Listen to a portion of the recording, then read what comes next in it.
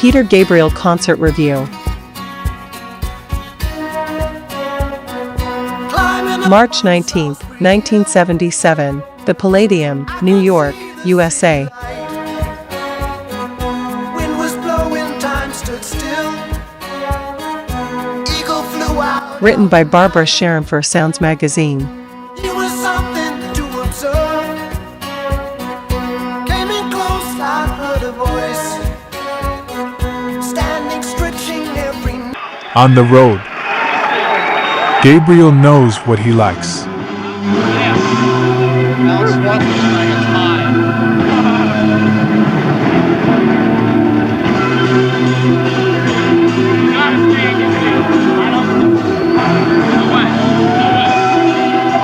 Peter Gabriel does not lie.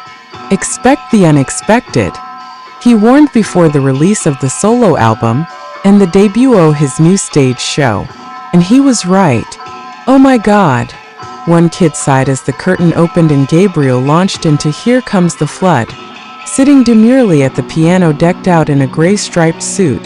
God, he looks different, a fan observed. Different was an underestimation. He looked totally individualistic. The Peter Gabriel show is just as strange as people would imagine, simply because it's not strange at all. Gabriel has done the impossible, presenting a totally straight pop show with gentle overtones that border on the absurd. He kicked off with Here Comes the Flood, and the crowd cheered when they heard the first strains of synthesizer. The band were professions. Steve Hunter looked the part of a rock star, dressed in flash leather gear.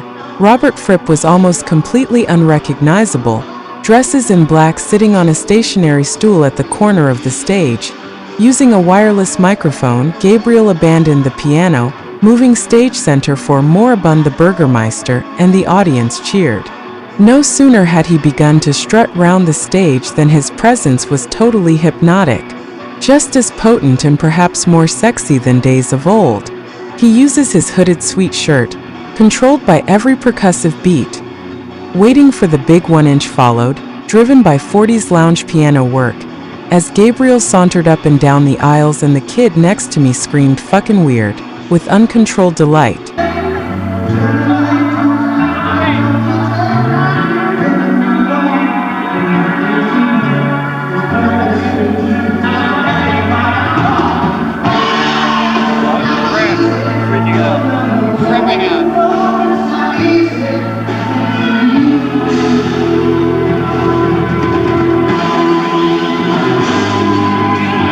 When Gabriel trod down our aisle during the next verse, one energetic fan nearly trampled my bag of death. The audience was electrified with the unexpected. He's crazy, they scream in unison. The guy is nuts. But Peter Gabriel is totally sane, giving the only sensible performance he could at this early stage in his debut career as a solo artist. The next song proved that if Gabriel isn't crazy, at least he's weird. It was a new number, done with a synthesized Mickey Mouse vocal effect, sounding like an air balloon from the theater of the absurd.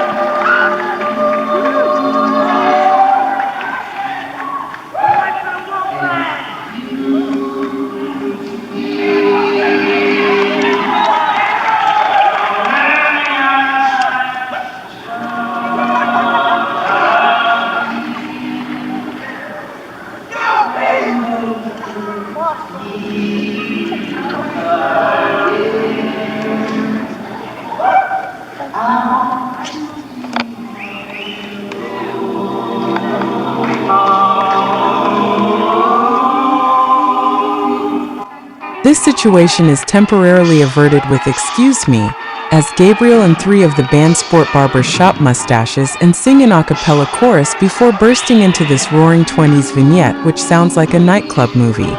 bassist Tony Levin plays a festive tuba, adding to the circus-like atmosphere. Throughout the show, Gabriel acts the part of an excitable boy allowed to indulge in his own private rock and roll style fantasies. When he breaks into Ain't It Peculiar, his R&B roots are prominent, even if the kid next to me has never heard the song.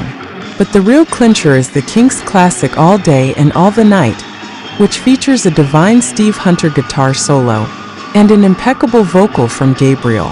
Strutting the stage like an authentic 60s pop star, Gabriel radiated enough sex appeal to create mass hysteria down front.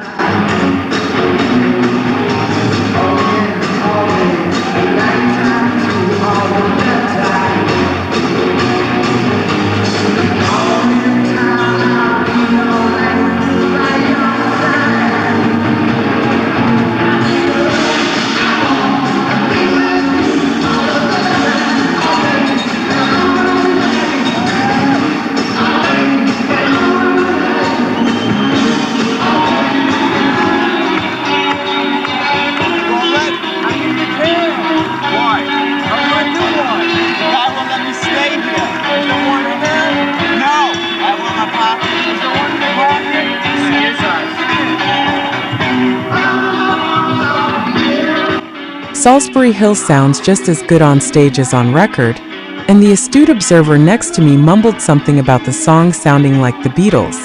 If this isn't a top then hit single, then I'll eat my hat and the tuba too. A new song, Why Don't We, is the low point in the set, sounding for the first and only time like weak Genesis.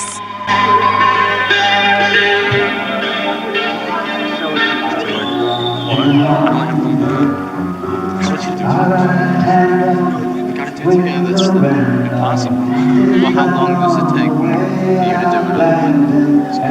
It's got to fill up soon. But next up is Humdrum, which hasn't yet been perfected on stage, but still creates authentic tension. Slow Burn is excellent, supplying the theme music for a film that hasn't yet been written and never exist. The lyrics and tempo changes are totally schizophrenic, creating a paranoiac urban atmosphere. When he's good on stage, he's great, creating a cinematic effect like the Yardbirds sequence in Blow Up.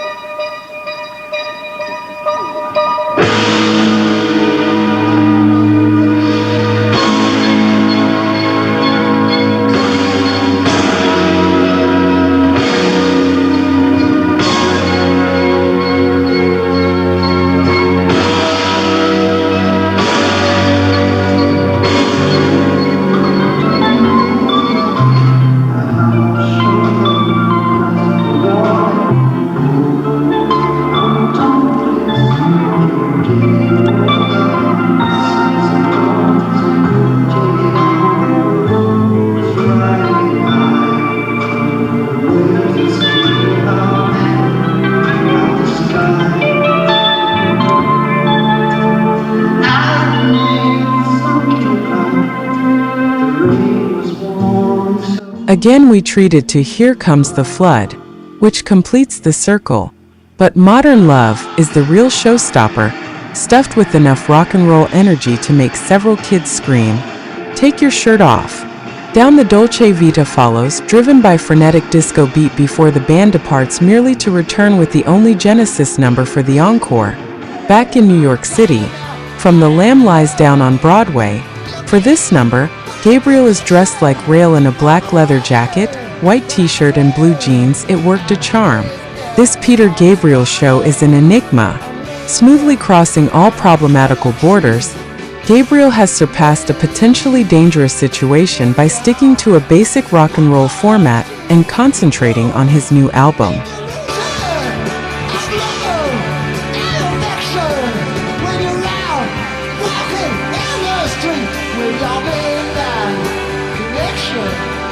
This Peter Gabriel audience knows what it likes. Next year, black and white productions will be replaced by Technicolor fantasies. Book your ticket now. Barbara Sharon.